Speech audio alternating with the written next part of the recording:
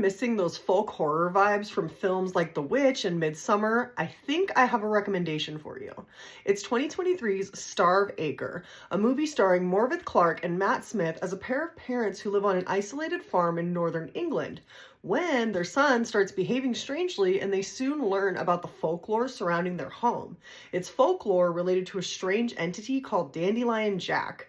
But I will warn you, this movie is a little bit polarizing, so if you watch it or you go and watch it, I would love to hear some opinions on it, because it's kind of mixed.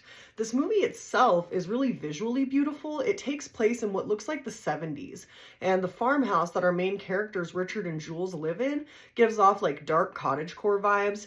You get a lot of like earthy green tones as well as gray, and the movie does this really cool thing where it has these like lingering shots that really set the mood. For example, they do this a couple of times with shots of really gorgeous stained glass. And the movie also has this kind of grainy effect to it. So you end up feeling really immersed in the world on this farm that kind of both manages to feel like a dream come true to live in, but also dark and terrifying at the same time. It's almost like you're tending to your garden, but something ominous is watching you from afar. And this movie also does really good with an unsettling soundtrack.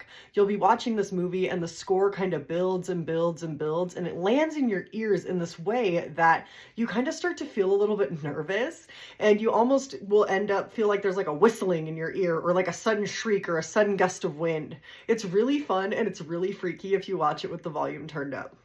Now, this is the polarizing bit that I mentioned before. I personally felt that the movie had moments where it moved a little bit slow for me, and I do wish we had been able to go a little bit more in depth in regard to the folklore that the whole movie is based around. We get hints of it, and it's almost like we kind of have to come to our own conclusions about it.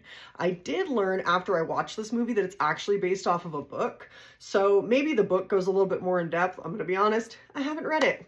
But I really want to know more because the concept of Dandelion Jack is so dark and sinister to me because we're not really sure what he is. Is he an entity, a wood sprite, or something else altogether? But I really did love the vibe of this movie, and I think the thing that makes the folk horror genre the genre that it is the immersion of the world and the atmosphere. So if you're looking for something dark, creeping, and ominous on a farm, I really do recommend giving it a shot.